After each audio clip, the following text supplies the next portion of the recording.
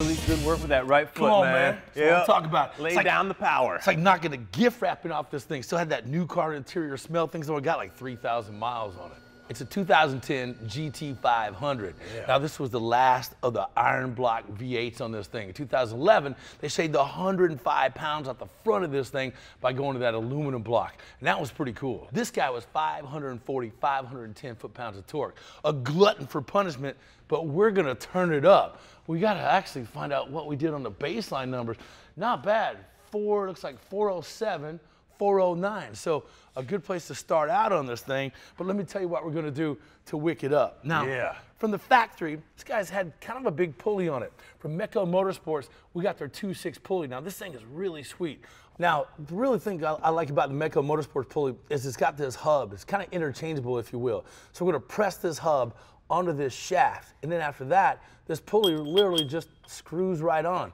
And as you can tell, comparing the pulleys side by side, the Mecco Motorsports pulley is a lot smaller than this guy from the factory. So we'll get this on. That translates to about 3-4 pounds of boost, which equals 40 to 50 horsepower of fun at the rear tires. Yeah, and if you think about it, because that's smaller, right, you're changing the ratio just like you would in the transmission. Yeah. So we're going to take this guy and charge the supercharger at a higher speed, push more air in, and that's going to give us that extra power. So if we change that guy out, we're going to make that big power. Now, to compensate for that pulley being smaller, the belt's going to have some slack. So Mecco Motorsports also has an idler kit in here that's going to keep the belt tight, no slippage, so everything can get reused on the belt side. We got our coolant tank out of the way. We can get down here to our tensioner, pop that belt loose. Now we're ready to get that pulley out of the way. Yeah, man, and for Mecco Motorsports, they have this pulley removal and installation tool, and I gotta tell you, this is a must-have for this job. It comes with this nice little machine plate, has a chamfered side on this side so it protects the ribs of the supercharger, a couple bolts to drive here. Now, the key thing is making sure alignment is proper on this tool, man. He'll keep an eye on this way, I'll keep an eye on this way. We'll drive that sucker right off. Ooh. Now, there's some pretty neat machining on this thing, so I get this little handle, slides right in here. Right, everything's made right here in the USA, which is pretty awesome. Now, what you're gonna find is that first movement, you know, you might get this crack sound as it breaks free, but then it should go a little bit smoother. Don't get scared. As long as your alignment's good, this thing's ready to go. Don't be scared. Great thing is it works on just about any supercharged vehicle there is, from the Lightnings and so forth to obviously the GT500s. Now, like you said, that initial sort of movement is gonna be key, and that's the toughest part. Bionic man up in here, Kev. Now, along with keeping the shaft nice and straight so you don't break off the tip on there, you want to make sure the engine's nice and cold, because you get thermal expansion, it's going to make that pulley harder to get off. So we've let this thing cool down a little bit. Now, while we got the clearance here, it makes sense to go ahead and put the new hub on for the pulley. So we're going to drive that on, heat it up a little bit first so it slides on easier. Then we can put our new idler on to take up that belt slack, make sure everything's tight. From there, with a belt, we're ready to go do some dyno pulls. Okay, now that the belt's back on, the idler pulley's on, good rule of thumb is always go back and snug these front pulley bolts up, have them nice and tight. So you ready to fire this thing up? Yeah, man. No! What do you mean no? Because we got more stuff. We got snow performance water methanol injection system to go on here. So shut the front door. That's right, so stick around, we got more goodies. Nice.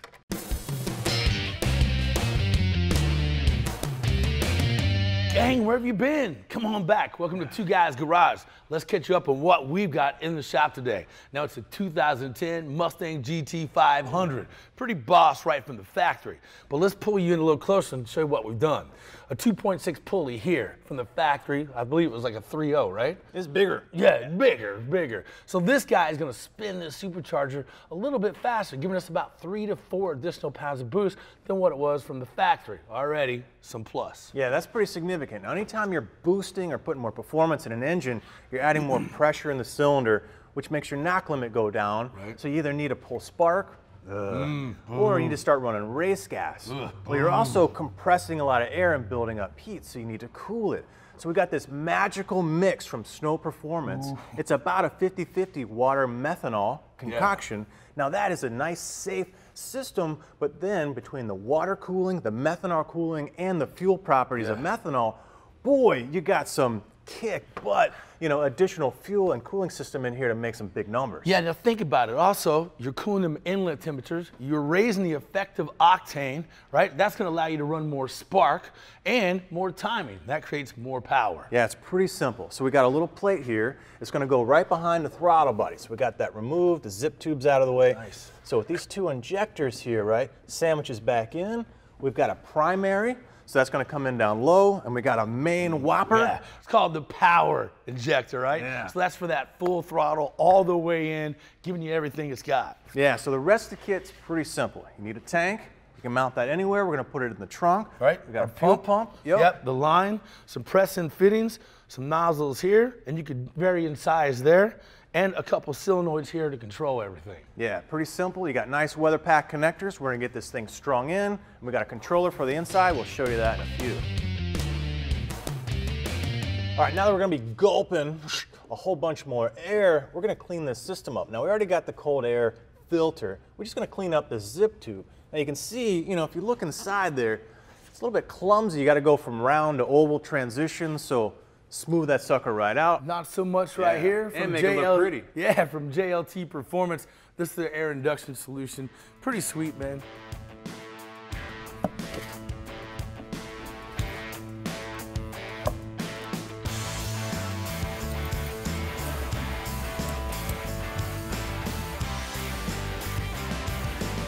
Another thing we really like about the Snow Performance Kit, I'll take it off this radiator cover right here, is everything's really plug and play. Literally, you hunt for a key on 12 volt, you're good. We run our lines right up through here. It's all weather packed, so we get a really nice fit, right? Just a little like that, plug and play.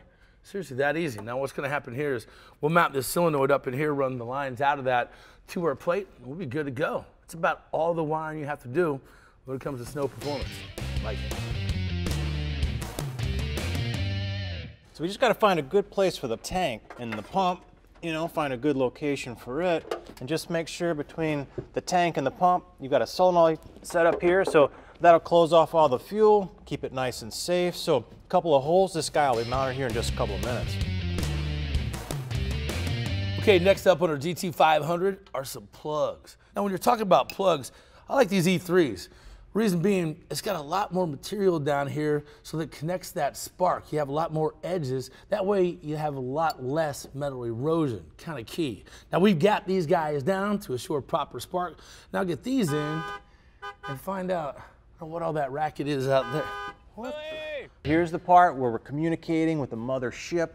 We're going to upload our new tune. So this tune is actually going to put spark in and everything to take advantage of the Snow Performance water methanol, along with the boost that we're getting from the pulley system. So with the custom tune in there, right, that's taking care of the engine side. The Snow Performance is happening right here. So the Snow Performance is measuring two things. So we've got boost pressure and we've got pulse width modulation on the injector, so we know how much fuel's going in. So we can change some of the parameters, dial it right in for the performance that you're trying to go hit. So with that, man, we are getting close to running this thing again on the dyno, but until then, I'm gonna take a break.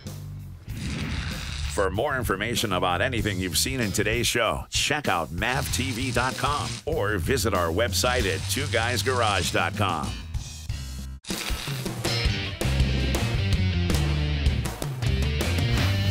The GT500's heritage really starts with automotive legend Carroll Shelby.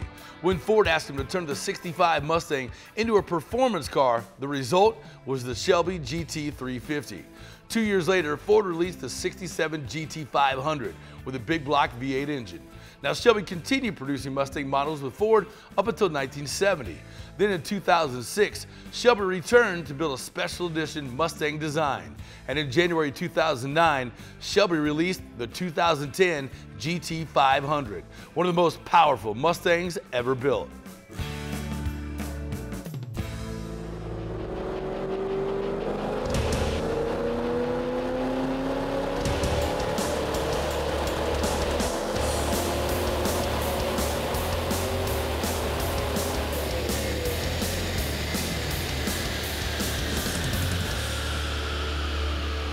Kill it. Come check it out. Hey, you guys at home, look, we got our baseline here in red, so this is torque, this is power. Now, we sort of put kind of a base, you know, tuner on it and just get us started. So that's the green here. So we're already picking up good bits of torque and horsepower. Man, hey, and that's no Joey Bag of Donuts dyno either. It's a Mustang dyno. It's loaded. We call it the Heartbreaker. So nice little increments, both in torque and horsepower. Yeah, but now we've got water meth. So we've got essentially race gas or higher octane. So now we can start putting in more spark, right? We can start pulling out some of the fuel, the base fuel, because we're adding methanol as fuel. So we can take some of the richness out of it because it's running pig rich. Yeah, man, but I can tell you right now, looks like about 60 foot-pounds of torque and about 40 horsepower. Not bad at all, man. 65, 46, pretty good, man. So we got a lot more to play with, but we can go in, we can look at the spark tables, fuel, we can dial it in as we need to. We can sneak up on the big numbers. Hey, speaking of sneaking up, our time limit snuck up on us. We're out of time today. We're going to twist and tweak on it some more. Hope you guys learned something. Thanks for tuning in. Yeah, we'll see you next time.